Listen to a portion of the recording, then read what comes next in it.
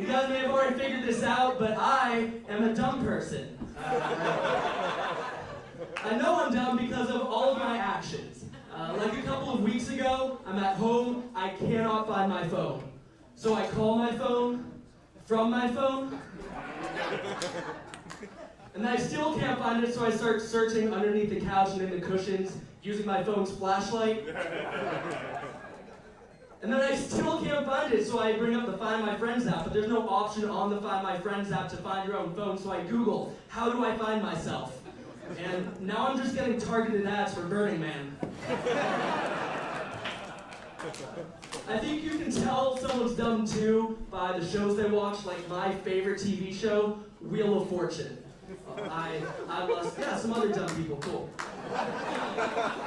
I love Wheel of Fortune. If you don't watch, Wheel of Fortune is basically Jeopardy for dumb people. Jeopardy's like, do you know history and literature and current events? Wheel of Fortune's like, do you know all the letters? Someone gets something wrong on Jeopardy, and the host is like, I'm so sorry, but the Treaty of Versailles was signed in 1919, not 1917. On Wheel of Fortune, they're like, actually, the letter F is not a vowel. I do feel bad for some of the people on that show, right? Because they make one little mistake, they mispronounce some Greek demigod, and they get made fun of for the rest of their life. And that's not right. Like, we all make mistakes. We all mispronounce things. We all have things we never really learned right. Who are we to judge when each and every one of us has our own Achilles heel? You watch that show enough and you start to think like, if I'm not the dumbest person in the world, I could probably win some money.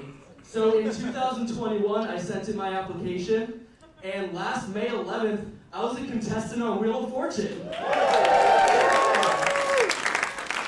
It was great. I get on the show, I do pretty well, win some money, get to the bonus round. And the bonus round puzzle that I have to guess is the phrase, quite ambitious. And my guess is mate-matations, which, those aren't words. I don't want to get too deep into it, but like the first word threw me off, right? It was blank, blank, blank, T-E. I didn't expect the word to start with a Q. You guys know that? Let me see if this is more relatable. Do you know that feeling of when you blame a letter for losing you $39,000? I hate the letter Q. I despise the letter Q.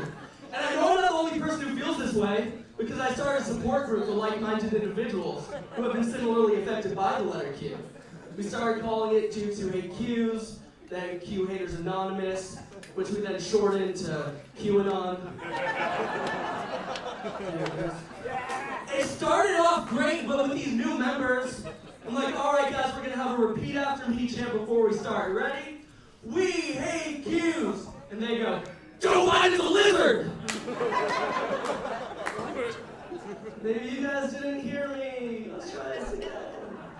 We hate Qs. We hate Jews. Maybe I misheard you guys. Let's try this one more time. Really enunciate, you guys. We hate Qs. We hate Qs. I'm like, oh, thank God, finally.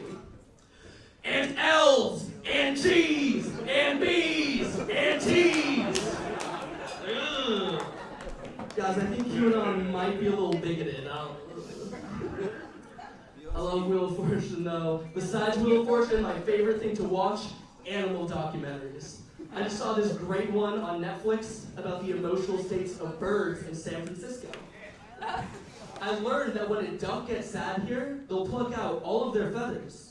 And the ones that get truly depressed will go to Chinatown and hang themselves.